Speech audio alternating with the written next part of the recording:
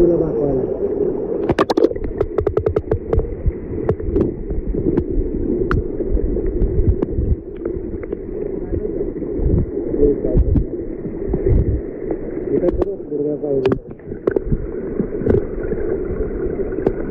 दिसतात ना कोणाची शेती बघा कशी फुलली आहे. आमचं मिनी डॅम. आम्ही साधी बोळी माणसं ह्याच्यातच एन्जॉय करतो, ह्याच्यातच खुश राहतो. आमचे काय मोठे अपेक्षा नाहीत.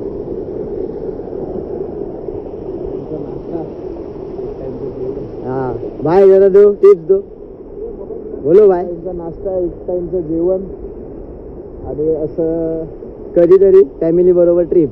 फॅमिली बरोबर एन्जॉयमेंट मुवमेंट, आनंद लुटण्यासाठी असा एक सण. हा एवढं फक्त माणसाला भेटलं खूप. आणि कोकणामध्ये हेच भेटतं.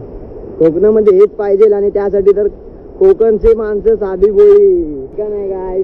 कोकणची माणसं साधी बोळी. आता माहिती इथं जरा विसरलेत ते जरा पाण्यामध्ये जाऊन घेऊन आलोय म्हणून जरा समजून घ्या तुम्ही.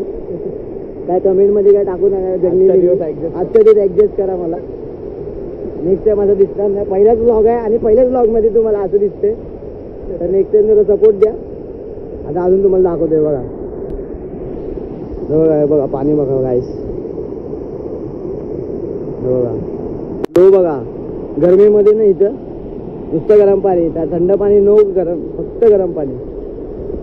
थंड पाण्याचा फ्लो बघा.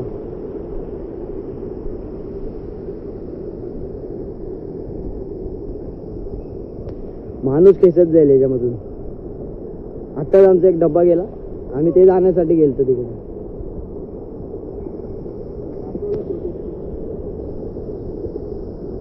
हे बघा हा आमचा मेन स्पॉट.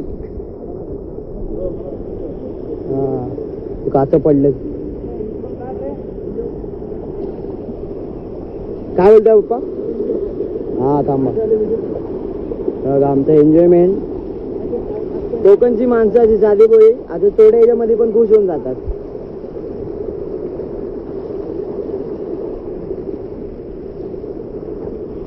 मासे गोळा झाल्यावर हा थांबा. मासे तरी गोळा होऊ द्या.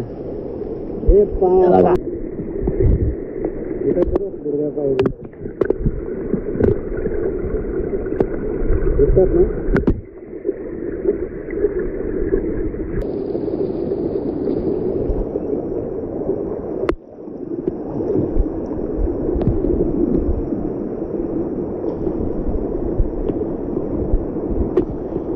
गाईस आमच्या इकडचे गरम पाण्याचा कुंड आहे. इथून सतत 12 महिने 365 दिवस गरम पाणी निघतच असतं. भर पावसात आहे आता आम्ही. भर पावसामध्ये पण आहे, थंडीमध्ये, गरमीमध्ये, कधी पण या तुम्ही, कधी पण. मी तुम्हाला सगळी एक माहिती देतो. आमचे काका आहे लहान काका, ते सांगतील तुम्हाला. लहान काका एक सांगा माहिती. हा तर आमचे गाव गोळवली, विंजलेवाडी, तालुका संगमेश्वर, जिल्हा रत्नागिरी. आणि इथे आमचं एकदम पुरातन केदारनाथ मंदिर आहे. आणि त्या केदारनाथ मंदिराच्या शेजारी इथे गरम पाण्याचं कुंड आहे.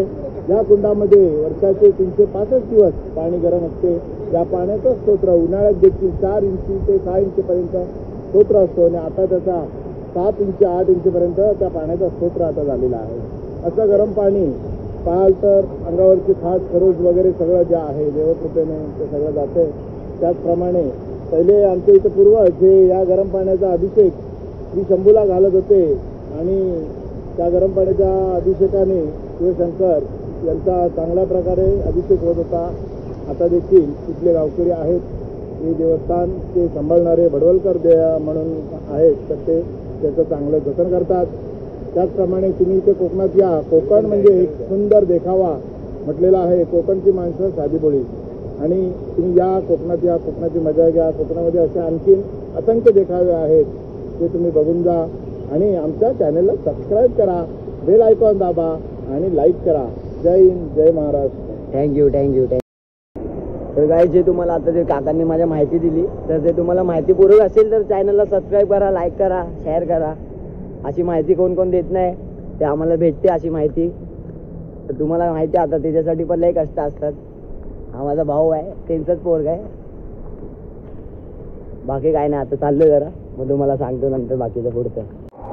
काहीच हे बघा, जर हे तुम्ही जे केदारनाथ मंदिरबद्दल काकांनी माहिती सांगितली ते हे सांगा.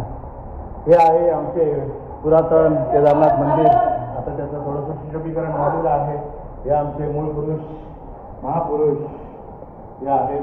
आणि त्याचप्रमाणे आमचे केदारनाथ, त्याचप्रमाणे इकलाई मानाई आणि त्याचप्रमाणे चंटाळे वाघजाळे या सगळे देवस्थान आमच्या इथं हजर आहेत. आणि यांची वारी दर मंगळवारी असते. सोमवार आणि मंगळवारच्या 2 वारी असतात.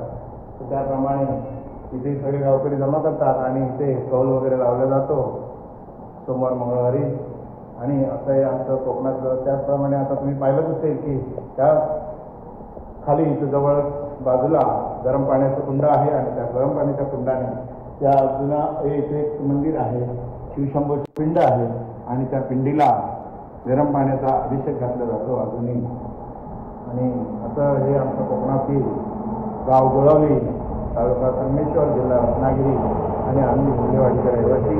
इथले आम्ही आमचे पूर्वज जे इथे गिरवती करत होते आणि आता आम्ही काही त्यामुळे पाण्याचा स्रोत बघू आणि आता वरच्या वाडीमध्ये उंचावर जातो. बोला. या आता मी तुम्हाला म्हणजे आमच्या केंद्रामध्ये दर्शन करवतो. हे आमचे देव सुंदर देतात, हे आमचे देवस्थान आहे. त्याचप्रमाणे आमचीवर देवी आहे, त्याचप्रमाणे इकलाई मान आहे. हे सगळे आमचे देवस्थान आहे.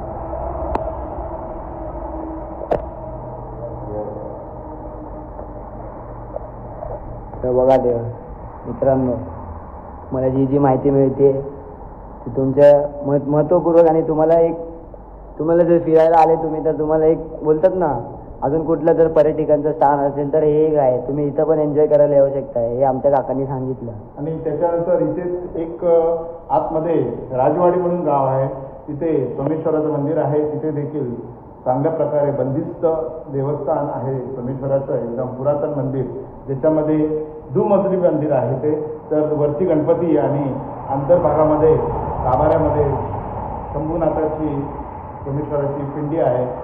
तरी त्या पिंडीजवळ कृपया कधीतरी गेलात तर कृपया खाली जाऊ नये, बाहेरूनच दर्शन घ्यावे. कारण सात्विक देव असल्यामुळे तिथे सातवं त्याचं राखलं जात आहे. आणि पुरातन मंदिरात तिथे तुम्ही त्याची माहिती घेऊ शकता, बघू शकता. खूपच छान दीपस्तंभ आहे दगडी, एकदम पुरातन असल्यामुळे सगळं तिथे खूपच चांगलं आणि सुंदर देखावा आहे. तुम्ही या इकडे चांगला पर्यटनाचा आनंद घ्या आणि सुंदर देखावा बघून डोळे पारणे पिटतील असा कोकणचा देखावा बघून जा. हीच तुम्हाला सगळ्या पर्यटकांना नम्रतेची विनंती. जय हिंद, जय जर पॉसिबल असेल तर आपण तिकडे पण जाऊ, ते आपण सोमेश्वराच्या मंदिरात जाऊ आणि हेच काका तुम्हाला सगळं सांगतील. टेन्शन घेऊ नका, मी पुढचा व्हिडिओ पण बनवतो. चाय पिण्यात आलो आहे आता. संध्याकाळी मग घरी जाऊ ना.